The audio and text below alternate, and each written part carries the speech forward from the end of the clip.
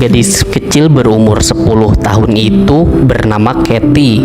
Dia anak yang baik, ceria, dan disukai banyak orang. Hari itu Kathy bangun pagi, lalu dia sarapan sama keluarga kecilnya yang harmonis. Setelah sarapan, Kathy diantar sekolah oleh Jones, ayahnya. Kathy sangat bersemangat karena besok akan ada pesta piyama di Courthurstville, Indiana, tempatnya bersekolah. Singkat waktu, Kathy pulang sekolah sekitar jam 3 sore. Saat itu, John tidak ada di rumah karena sedang bekerja, dan Anggi, ibunya, sibuk menyiapkan makan malam. Meski lelah, Kathy yang rajin itu ingin membantu ibunya. Dia menawarkan diri untuk membeli tisu toilet di toko yang gak jauh dari rumah mereka. Karena persediaan tisu di rumah hampir habis, Anggi pun setuju dan memberikan Kathy beberapa dolar untuk membelanjakannya. Jarak dari rumah ke toko terdekat itu hanya beberapa blok saja. Tapi anehnya, sudah beberapa jam Kathy gak kunjung pulang. Awalnya Anggi gak terlalu khawatir. Anggi tahu Kathy adalah gadis populer dan punya banyak teman yang tinggal di sepanjang jalan pulang. Mungkin Kathy mampir ke rumah temannya sebentar, pikir Anggi. Tapi saat hari mulai gelap, Kathy masih belum pulang juga. Anggi mencoba menghubungi orang-orang di sekitar untuk mencari tahu apakah ada yang melihat Kathy. Tapi setiap orang yang Anggi hubungi, gak ada satupun yang melihat Kathy. Anggi mulai panik, lalu ia mencari Kathy dengan berjalan kaki, tapi Kathy masih belum ditemukan. Sekitar jam 8 malam, Anggi pun melaporkan hilangnya Kathy ke polisi. Saat polisi datang, sudah banyak orang di sana yang membantu mencari Kathy. Mereka terus mencari Kathy sepanjang malam. Sebagian tim mencari Kathy dari udara menggunakan helikopter, dan anjing-anjing pelacak dikerahkan ke setiap sudut kota untuk mencari jejak Kathy.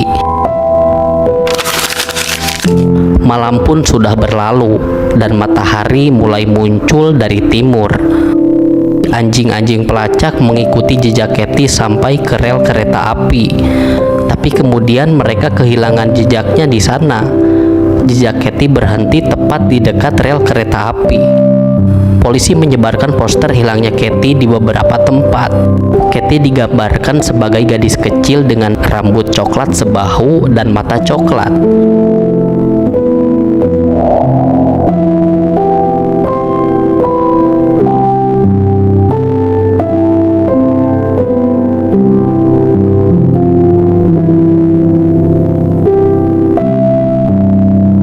Hari telah berlalu. Akhirnya ditemukan satu petunjuk tentang keberadaan Kathy. Polisi mengeluarkan gambar sketsa seorang pria yang diduga menculik Kathy.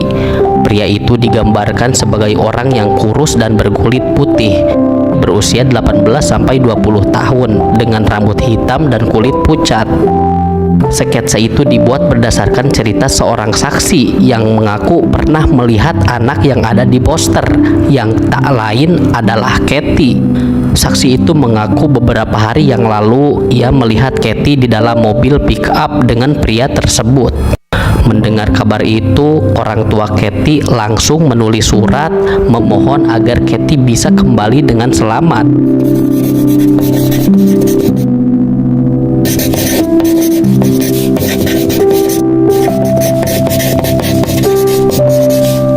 Lalu surat itu disebarkan, berharap kata permohonan itu akan sampai kepada pria yang menculik Kathy. Tapi naasnya pada hari kelima pencarian, orang tua Kathy mendapatkan kabar buruk. Polisi menemukan tubuh Kathy di sungai yang berada di daerah Danau Cypress, sekitar 19 mil dari rumah Kathy. Kathy tewas dengan tangan yang diikat di belakang punggungnya. Dugaan kuat, Kathy telah diperkosa dan ditenggelamkan di sungai tersebut. Tidak lama kemudian, polisi menangkap Charles Hickman dengan tuduhan penculikan, pembunuhan, dan pemerkosaan anak di bawah umur. Charles tinggal tidak jauh dari toko tempat Kathy membeli tisu sebelumnya. Charles dikenal sebagai orang yang aneh. Orang-orang sering melihat Charles berdiri di depan rumahnya tanpa melakukan apapun. Tapi polisi menangkap Charles bukan sebab tuduhan tersebut, melainkan hasil pengakuan Charles sendiri yang mengaku telah membunuh Kathy. Beberapa hari yang lalu, Kathy gak sengaja ngelihat Charles menggunakan narkoba. Makanya Charles menangkap Kathy supaya perbuatan ilegalnya tidak tersebar. Charles mengaku menyeret Kathy ke dalam rumahnya dan ingin menakut-nakuti Kathy agar tidak menceritakan perbuatannya.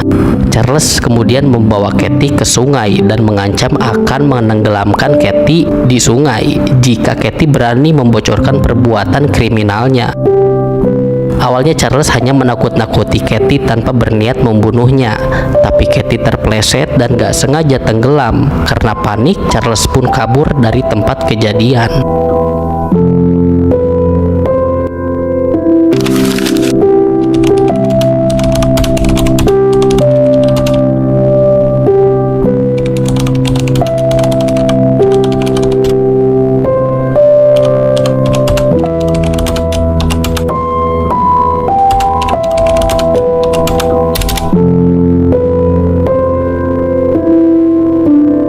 Saat diinterogasi lebih dalam, polisi menyadari ada sesuatu yang janggal dari cerita Charles. Pengakuan tentang apa yang telah dia lakukan pada Kathy terus berubah. Polisi lalu memeriksa lebih lanjut dan menemukan bukti DNA di tempat kejadian. DNA itu ditemukan di tubuh Kathy dan di sebuah rokok yang ditemukan di dekatnya.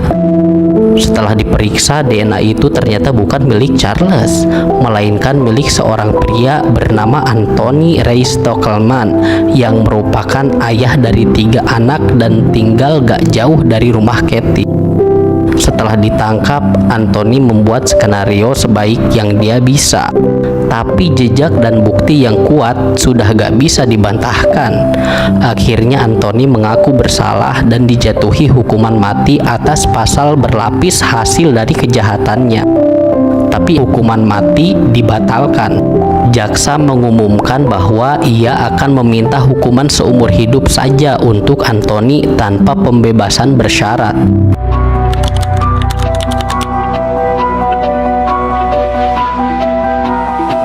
Saat Anthony dibawa keluar dari ruang sidang, orang-orang berteriak, memaki, dan melontarkan kebencian kepada Anthony.